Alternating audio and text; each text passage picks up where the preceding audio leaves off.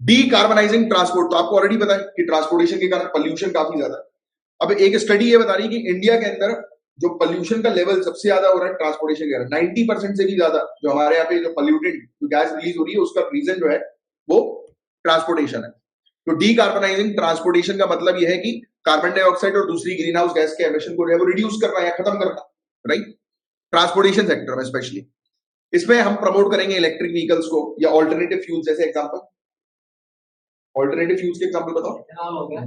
Ethanol हो गया और एलपीजी, सीएनजी और बायोफ्यूल, बायोडीजल्स, है ना। तो ये सब चीज आप मतलब एग्जांपल रेडी रखो।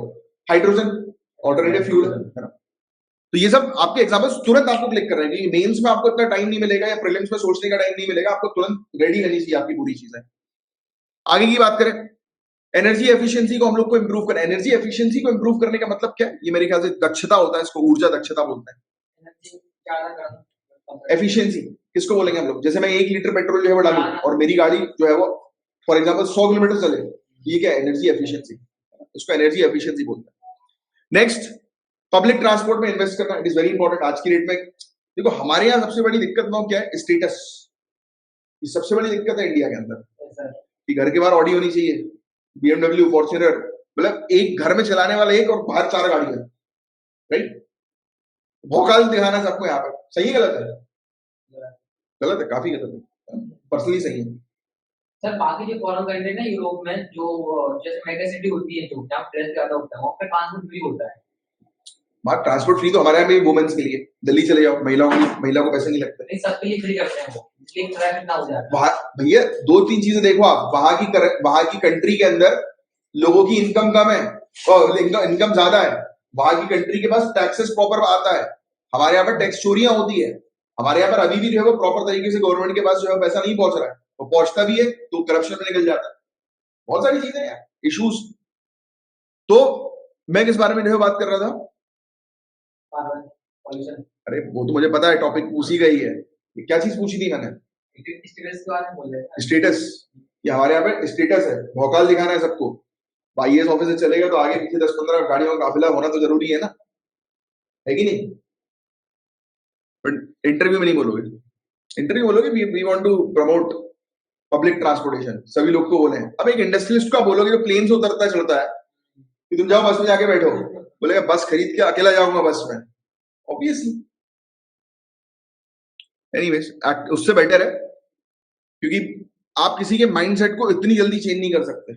स्वच्छ भारत अभियान एक काफी अच्छा अभियान था माइंडसेट चेंज करने का, बट आज भी जब हाईवे में जाते हैं लोगों को सूसू लगती है तो कोई पेट्रोल पंप पे जाके उतर के सूसू नहीं करता है, वही गाड़ी रोकी, बहुत कम, बहुत कम। आपको तो करना ही पड़ेगा, जैसे खुले में मजा ही आएगा। वाह, पूरी कॉमन मैन वाला माइंडसेट है। स्वच्छ भारत अभियान की धज्जियां उड़ा दो। नेक्स्ट, एक्टिव मोबिलिटी का मतलब, एक्टिव मोबिलिटी जैसे मेट्रो हो गई, एक्टिव मोबिलिटी, मोबिलिटी मतलब मूवमेंट, राइट।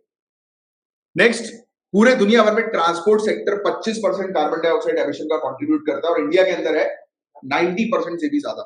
ये फैक्ट बहुत इंपॉर्टेंट है जो मेंस में आप उपयोग करोगे। ये सब फैक्ट्स होते हैं ना, इससे इसके नोट्स बना लिया करो। अब इलेक्ट्रिफिकेशन से क्या फायदा होगा? एयर क्वालिटी इंप्रूव होगी, नाइट्रोजन ऑक्साइड और पार्टिकुलेट मैटर 2.5 का एमिशन जो है वो रिड्यूस होगा, राइट। फिर इलेक्ट्रिक व्हीकल से जॉब क्रिएट होगी, भाई इलेक्ट्रिक व्हीकल्स हम लोग बनाएंगे तो ज्यादा से ज्यादा लोगों को रोजगार मिलेगा, right. Next, innovation battery manufacturing में हम लोग को देखने को मिलेगी, क्योंकि इलेक्ट्रिक व्हीकल में सबसे महंगा पार्ट है बैटरी।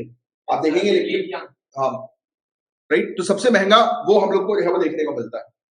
तो उसको बेसिकली सस्ता करने के लिए हम लोग को कुछ ऑल्टरनेटिव्स पे जाने की जो है वो आवश्यकता है। तो रिन्यूएबल एनर्जी, चार्जिंग इंफ्रास्ट्रक्चर, जैसे पेट्रोल पंप में वैसे चार्जिंग इंफ्रास्ट्रक्चर होना चाहिए। आज के डेट में तो सीएनजी के भी इंफ्रास्ट्रक्चर काफी कम है, बड़ी दिक्कत आती है। और मुझे सबसे बड़ी दिक्कत लगती है सीएनजी पंप्स में टाइमिंग, बहुत टाइम लगता है गैस को जो है वो डालने में, तो वो टाइम अगर रिड्यूस हो तो फटाफट हो। दिल्ली के अंदर मैं गया था अभी, तो अपनी गाड़ी में सीएनजी लगी हुई, तो जब दिल्ली में गया था पूरे हाईवे में, मतलब मुझे सीएनजी पंप बहुत कम मिले। एक तो पहली चीज तो मैं पेट्रोल के ऊपर ही डिपेंडेंट था, दूसरा जैसे ही दिल्ली के अंदर घुसा मैंने देखा तो 3 किलोमीटर लंबी लाइन लगी हुई है। अब आप, और उस लाइन में एक बार मैं खड़ा हुआ, आधे घंटे तक खड़ा रहा, तो हार्डली मेरे ख्याल से 500 मीटर ही बड़ी होगी। तो मैंने कहा हटाओ भाई, कोई मतलब नहीं है, और लोग खड़े हुए हैं। तो इसको फास्ट करना जो है वो जरूरी, जो एग्जिस्टिंग एटलीस्ट उसको तो फास्ट कर दो। क्वेश्चन का आंसर बताइए। सर नॉर्वे मेरे साथ आंसर भी है। Answer B correct, Norway. याद रखना, इंटरनेशनल कंट्री नॉर्वे जो है उसने 80% पैसेंजर व्हीकल की सेल जो है वो ऑल इलेक्ट्रिक व्हीकल्स कर दी थी 2022 में। ये कंट्री का नाम याद रखना। नॉर्वे कहां पर है? यूरोप में, राइट। नॉर्वे कंट्री हम लोग को देखने को मिलती है। Very good.